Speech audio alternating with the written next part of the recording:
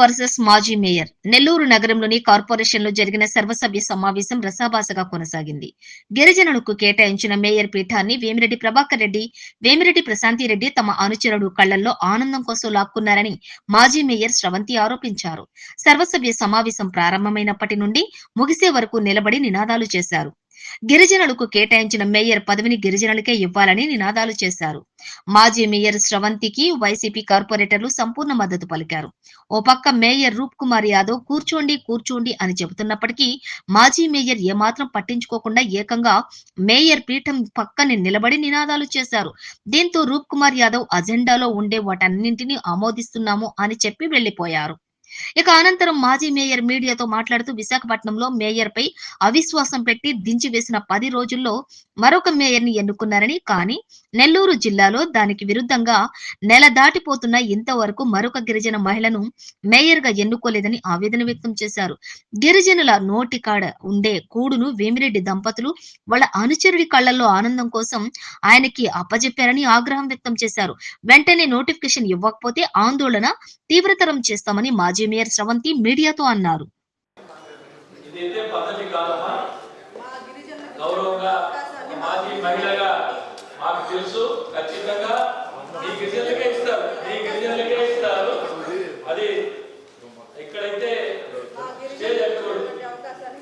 దయచేసి సోదరులందరికీ చెప్తున్నా, ఈ స్టేజ్ ఎక్కకూడదు. ఖచ్చితంగా మీకు దయచేసి చెప్తా ఉన్నా, ఇది ఎక్కకూడదు, ఈ స్టేజ్ ఎక్కకూడదు. నెక్స్ట్ చెప్తున్నా, దయచేసి ఈ స్టేజ్ ఎక్కకూడదు. ఈ స్టేజ్ ఎక్కే రైట్ ఎవరికి లేదు. మీకు చెప్తున్నా, అర్థం చేసుకోమని చెప్తున్నా. మంచిగా మా సోదరి వాళ్ళందరికీ కూడా చెప్తున్నా, ఇక్కడ మీకు చెప్తా ఉన్నా, ఇది పద్ధతి కాదు.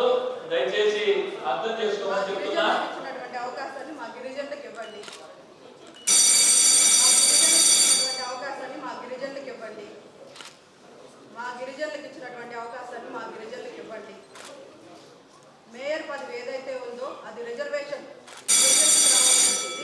సమావేశాన్ని వాయిదా వేస్తారు.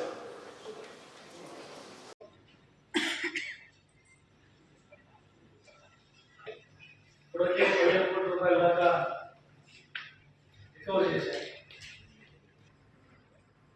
18,35,00,000 మనకు రావాలంటే 15 కోట్లు మనకు ఇక బ్యాలెన్స్ 2,90,00,000 రావాలి. బాగింగ్ మిషన్స్ కొత్తవి ఉన్నాయి. 46 బాగింగ్ మిషన్స్ ఒక 3 ఉన్నాయి. 3 పని చేస్తున్నాయి, 1 పని చేస్తున్నాయి. వెహికల్ మౌంటెడ్ పార్కింగ్ మిషన్లు కూడా పిలుచున్నారు, కొన్ని పనులు జరుగుతున్నాయి. ఇవన్నీ పూర్తయి ఈ దోమల బెడ అనేది పూర్తిగా తగ్గుతుందని చెప్పి మీకు తెలియజేస్తూ, మీ అందరికీ రిక్వెస్ట్ ఏంటంటే, మేము ఈ ప్రాంతాల్లో ఉన్నటువంటి హౌస్ హోల్డర్స్ అందరికీ పార్కింగ్ మిషన్స్ కొత్తవి ఉన్నాయి. 46 పనిచేస్తున్నాయి, 4 రిపేర్లు ఉన్నాయి. పాత పార్కింగ్ మిషన్స్ ఒక 3 ఉన్నాయి. 3 పనిచేస్తున్నాయి, 1 పని చేయట్లేదు. Vehicle mounted parking machines. ఇది కాకుండా నెల్లూరు నగరంలో ఇప్పుడు ఏదైతే మనం మాట్లాడుతున్నామో అండర్ గ్రౌండ్ డ్రైనేజ్, రాబో రోజుల్లో ఇవన్నీ కూడా పూర్తయితే ఈ పంట కాలువల మీద మంత్రి గారు, రూరల్ శాసనసభ్యులు మాట్లాడుకుని టెండర్లు కూడా పిలుచున్నారు, కొన్ని పనులు జరుగుతున్నాయి. అవన్నీ కూడా పూర్తిగా కప్పి కాలువలు పూర్తయి స్లాబ్ వేయడం జరుగుతుంది. దాంతోపాటు ఈ అండర్ గ్రౌండ్ డ్రైనేజ్ పూర్తయి అన్ని కనుక అయితే ఈ 38 అంశాలతో పాటు స్థానిక ప్రజాప్రతినిధులుగా మీ అందరితో చర్చించి, ఇది అన్ని జిల్లాల్లో అన్ని ప్రాంతాల్లో ఉన్నటువంటి సమస్య. విధంగా ప్రాంతాలకు అతీతంగా ప్రతి ఒక్కరి దగ్గర నుంచి వస్తున్నటువంటి అందరితో కూడా చర్చించి మీ ద్వారా తెలియజేయాలి.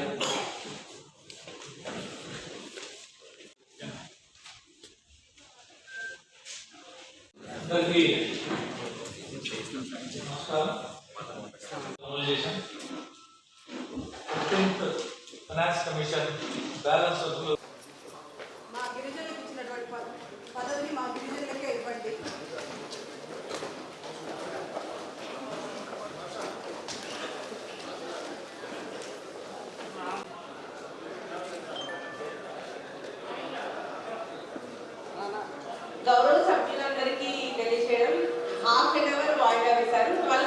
సభ ప్రారంభం.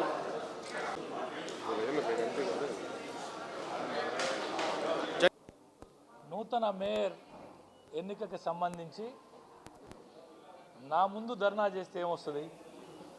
నేను కాదు ఎలక్షన్ నోటిఫికేషన్ ఇవ్వాల్సింది, నేను ఇన్ఛార్జ్ మేయర్ని మాత్రమే. గతంలో కూడా చెప్పున్నా, దీనికి ఒక ప్రక్రియ ఉంటుంది. మేయర్ గారు రాజీనామా చేసిన తర్వాత ఏర్పడినటువంటి ఆ ఖాళీకి సంబంధించి నోటిఫికేషన్ ఇవ్వవలసింది రాష్ట్ర ఎన్నికల కమిషన్. రాష్ట్ర ఎన్నికల కమిషన్ మా చేతుల్లో ఏమీ లేదు. నేను కాదు నోటిఫికేషన్ ఇవ్వాల్సింది, నా ముందు ధర్నా చేస్తే ఏముంటుంది? దీనికి ఒక ప్రక్రియ గతంలోనే చెప్పారు.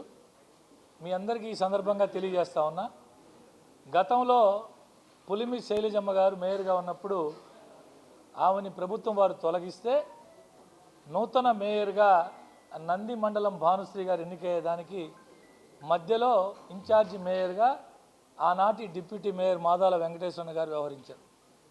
ఆ రోజు ఆనం రామనారాయణ రెడ్డి గారి మంత్రివర్యులు, వివేకానంద రెడ్డి గారి శాసనసభ్యులు, రాజశేఖర్ రెడ్డి గారు ముఖ్యమంత్రి, వారికి 3 నెలల సమయం పట్టింది నూతన మేయర్ ఎన్నిక కావాలంటే. ఇది ఒక ప్రొసీజర్. ఎన్నికల సంఘం, రాష్ట్ర ఎన్నికల సంఘం నోటిఫికేషన్ ఇవ్వాలా. నోటిఫికేషన్ ఇచ్చినప్పుడు దానికి ఒక ప్రక్రియ మొదలవుతుంది. నేనేం చేయగలిగింది? నా చేతుల్లో నా ముందుకు వచ్చి ధర్నా చేస్తే నేను చేయగలిగింది ఏముంది? నేను ఏ బాధ్యత అయితే నా మీద పెట్టారో ఆ బాధ్యతని పరిపూర్ణంగా నెరవేర్చేదానికి నా వంతు శక్తి వంచన లేకుండా పనిచేస్తున్నా. ఇది ఈ విధంగా స్టేజ్ మీద ఎక్కి ఈ విధంగా చేయడం ఇది పద్ధతి కాదు. దయచేసి సభ్యులందరికీ విజ్ఞప్తి చేస్తున్నా, దయచేసి విజ్ఞప్తి చేస్తున్నా, మీరు మీకు ఇది దయచేసి విశాఖపట్నంలో అవిశ్వాసం పెట్టి దించారు. మీ అందరికీ విజ్ఞప్తి చేస్తున్నా, ఈ మేయర్ పదవి గిరిజనులకు మాత్రమే దక్కుతుంది. ఇది పద్ధతి కాదు ఈ విధంగా చేయడం.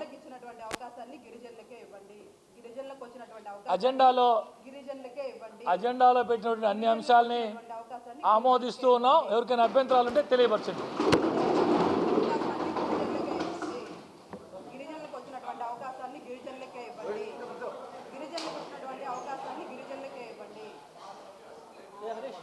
నెల్లూరు జిల్లాలో గిరిజనులకు జరుగుతున్నటువంటి అన్యాయాన్ని గిరిజన కుటుంబాలందరికీ కూడా తెలియచేస్తాం. ఏదైతే జీవో వచ్చి మేయర్ పదవి గిరిజనులకి ఇవ్వడం జరిగింది, ఇప్పుడు మళ్ళీ మేయర్లకే ఇవ్వడానికి ఈ గవర్నమెంట్ ఎందుకు సందేహిస్తుంది? గిరిజన ఓట్లతోటి గెలిచి ఈరోజు నెల్లూరు జిల్లాకి ఎంపీగా ఉన్నటువంటి వేమిరెడ్డి ప్రభాకర్ రెడ్డి గారు కానీ, కోవూరు నియోజకవర్గంలో అధిక మొత్తంలో ఉన్నటువంటి గిరిజనులు వారి ఓట్లతో గెలిచినటువంటి వారి సతీమణి ప్రశాంతి రెడ్డి గారు కానీ, వారి అనుచరుడి కళ్ళల్లో ఆనందం చూడడానికి, వారి కళ్ళల్లో ఆనందం చూసి వాళ్ళు ఆనందపడుతున్నారా అని నేను ఈ సందర్భంగా క్వశ్చన్ చేస్తున్నాను. ఏదైతే ఉందో గిరిజనులకు అందించాల్సిందిగా నేను ఇదే గవర్నమెంటు, ఇక్కడ ఉన్నటువంటి ఇదే మున్సిపల్ శాఖ మంత్రియే ఉన్నారు. వైజాగ్లో ఏదైతే బీసీ వర్గానికి చెందినటువంటి మేయర్ ఉంటే దించేయడం జరిగింది. 10 రోజుల్లో మళ్ళీ ఎలక్షన్ కమిషన్ నోటిఫికేషన్ ఇచ్చి మళ్ళీ 10 రోజుల్లో అదే వర్గానికి చెందిన వారికి మేయర్ పదవిని ఇవ్వడం జరిగింది. కానీ నెల్లూరు జిల్లాలో మాత్రం గిరిజనులకు వచ్చినటువంటి అవకాశాన్ని వారి అనుచరులకు ఇవ్వాలన్న ఒక ఉద్దేశంతో ఇక్కడ మాత్రం నోటిఫికేషన్ లేట్ అవుతుంది. ఇక్కడ ఉన్నటువంటి మేయర్ పదవి కూడా కాలం కూడా 1 నెల పాటు పైనే గడిచిపోవడం జరిగింది. ఇంకా ఉన్నది దాదాపు 9 నెలలు మాత్రమే. ఆ 9 నెలల్లో కూడా ఇలాగే కొనసాగే విధంగా ఉందంటే దానికి కారణం ఏదైతే వారి అనుచరుల్లో ఆనందం చూడాలని వేమిరెడ్డి ప్రభాకర్ రెడ్డి గారు కానీ, వేమిరెడ్డి ప్రశాంత్ రెడ్డి గారు కానీ ఆలోచిస్తున్నారా? ఇది మా గిరిజనులకు అందరికీ కూడా మీరు సమాధానం ఇవ్వాలి. ఇదే కూటమి ప్రభుత్వం గిరిజనులకు చేసే అన్యాయమా? వారి గొంతు కోయడమేనా మీకు తెలిసింది? ప్రజలందరూ కూడా చూస్తున్నారు, నెల్లూరు నగరంలో ఉన్నటువంటి ప్రజలందరూ కూడా చూస్తున్నారు. మేయర్ పదవి ఏదైతే ఉందో మళ్ళీ అది గిరిజనులకే దక్కాలి, లేకపోతే ఇలాగే మేము ఈ పోరాటాన్ని కొనసాగిస్తామని తెలియజేస్తున్నాం. అయితే ఎన్నికల నోటిఫికేషన్ కేంద్ర ప్రభుత్వం ఇవ్వదు, ఎన్నికల కమిషన్ మాత్రమే ఇస్తుందని చెప్పి ప్రభుత్వం ఇన్ఛార్జ్ మేయర్ గారు అంటున్నారు. దీని పని మీద అన్న ఇదే సీఎం ఉన్నారు, ఇప్పుడున్నటువంటి మంత్రివర్యులే ఉన్నారు. మున్సిపల్ శాఖ మంత్రి పొంగులూరు నారాయణ గారు ఉన్నారు. వైజాగ్లో మాత్రం బీసీకి సంబంధించినటువంటి మేయర్ దిగేసిన తర్వాత 10 రోజుల్లో నోటిఫికేషన్ రావడం జరిగింది. అదే వర్గానికి చెందిన వారు రావడం జరిగింది. అప్పుడు అక్కడ 10 రోజులు ఎందుకు అయింది?